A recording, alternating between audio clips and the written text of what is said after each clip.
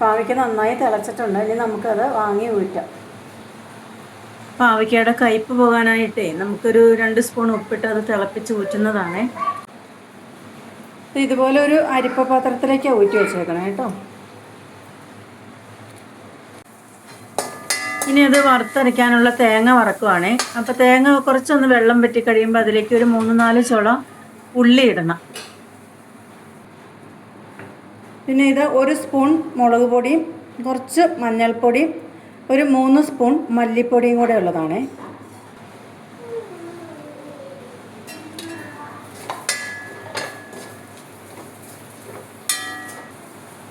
നമുക്കിത് ഒരു നുള്ള് ഉലുവയാണ്. ഒരു കൈ കൊണ്ടൊരു നുള്ള് എടുത്താൽ മതി കേട്ടോ, അല്ലെങ്കിൽ ഉലുവ അധികമായാൽ കഴിക്കും.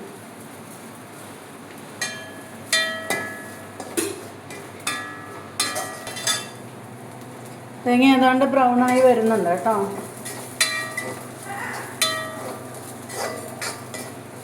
നന്നായിട്ട് ചുമക്കട്ടെ, അല്ലെങ്കിൽ നമ്മളിത് വെള്ളം ചേർക്കാതെ അരയ്ക്കുന്നതാണ്. അപ്പോൾ തേങ്ങ അരയില്ല, പൊടിഞ്ഞ് കിട്ടില്ല നമുക്ക്.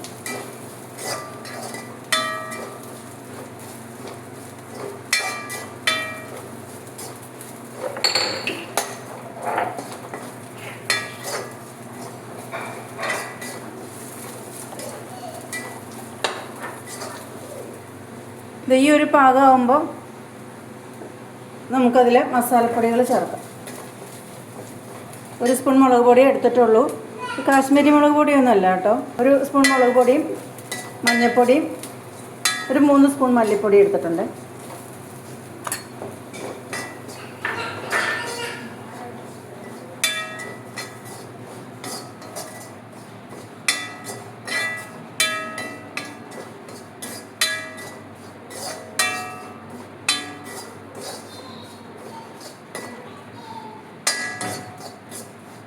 പൊടി ഇട്ടാൽ നമുക്കതിൻ്റെ ഒരു മണം വരും, ഒരു സ്മെല്ല് വരും. അത് കഴിയുമ്പോൾ നമുക്കത് തീ ഓഫ് ചെയ്യാം. ഇപ്പോൾ നല്ലോണം സ്മെല്ല് വന്നിട്ടുണ്ട് കേട്ടോ. അപ്പോൾ തീ ഓഫ് ചെയ്യുവാണേ. ഇനി കുറച്ച് തീ ഓഫ് ചെയ്താലും കുറച്ച് നേരം കൂടെ ഇളക്കണം, അല്ലെങ്കിൽ അത് അടിയിലിങ്ങനെ കരിഞ്ഞു പോകും. ചട്ടിയുടെ ചൂടും കൊണ്ട് കരിഞ്ഞു പോകും. എന്നിട്ടത് നന്നായിട്ട് ആറുമ്പോൾ മിക്സിയുടെ ജാറൊക്കെ നന്നായി തുടച്ചിട്ട് പൊടിച്ചെടുക്കണം.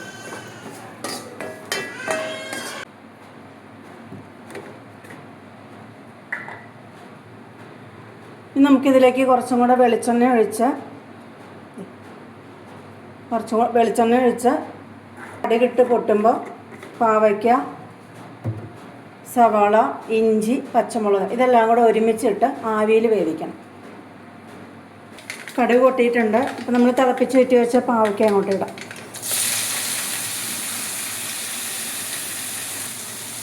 നമ്മൾ 2 സ്പൂൺ ഉപ്പിട്ടിട്ടാണ് തിളപ്പിച്ചത്. അപ്പോൾ കുറച്ചൊക്കെ ഉപ്പുണ്ട്. നമുക്കിനി കറി ചാറൊക്കെ ആക്കിയിട്ട് നോക്കിയാൽ മതി. ഇപ്പോൾ പാവയ്ക്കയിലേക്ക് ഇതേ കുറച്ച് ഇഞ്ചി അരിഞ്ഞത്, ചെറിയ കഷ്ണം ഇഞ്ചിയാണ് കേട്ടോ. പിന്നെ 1 പച്ചമുളക് അരിഞ്ഞത്, പിന്നെ 1 സവാള ചെറുതായിട്ട് അരിഞ്ഞത്. നമുക്കൊന്ന് ഇളക്കി രാവിലെ വരും. അപ്പോൾ ഈ തിന്നിലാണ് വരും.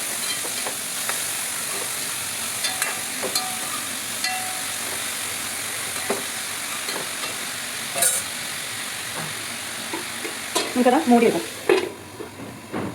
ഇടയ്ക്കിടയ്ക്ക് തുറന്ന് ഇളക്കണം കേട്ടോ, അല്ലെങ്കിൽ അത് അടി പിടിക്കുള്ളൂ. ഇത് കൂടെ തുറന്ന് ഇളക്കണേ. ആവി വന്നിട്ടുണ്ട്.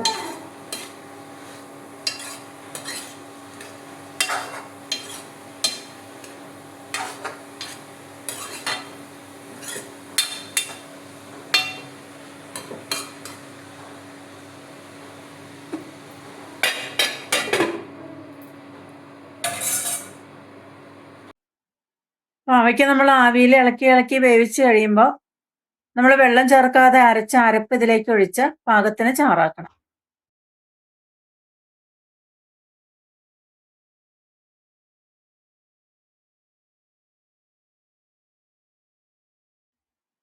ഇനി ഇതിലേക്ക് ഒരു ചെറുനാരങ്ങ വലുപ്പത്തിൽ വാളംപുളി എടുത്ത് അത് പിഴിഞ്ഞ് നമ്മൾ സാമ്പാറിനൊക്കെ ഒഴിക്കുന്ന പോലെ ചേർക്കണം. നമ്മൾ പുളിവെള്ളം ഒഴിച്ചതല്ലേ, നന്നായിട്ടൊന്ന് തിളയ്ക്കട്ടെ. 1-2 തിള തിളയ്ക്കട്ടെ. ഉപ്പ് പാകമാണോ എന്ന് നോക്കാം കേട്ടോ.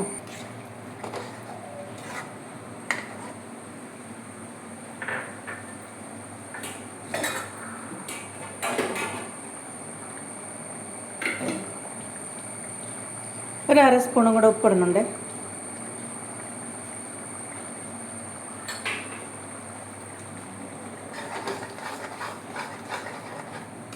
ഇങ്ങനെ തിളച്ചതിൻ്റെ മുകളിൽ നമ്മളിപ്പോൾ എണ്ണയിൽ തേങ്ങയൊക്കെ വറുത്തതാണല്ലോ, അപ്പോൾ ഇങ്ങനെ എണ്ണ തെളിഞ്ഞ് വരും. മീൻ കറിക്കൊക്കെ നമ്മൾ എണ്ണ തെളിഞ്ഞ് വരുന്ന പോലെ എണ്ണ തെളിഞ്ഞ് വരും. അപ്പോൾ നമുക്ക് ഓഫ് ചെയ്യാം, തീ ഓഫ് ചെയ്യാം. അതുകൊണ്ട് എണ്ണ തെളിഞ്ഞ് വന്നിട്ടുണ്ടല്ലോ. അപ്പോൾ നമുക്ക് തീ ഓഫ് ചെയ്യാം.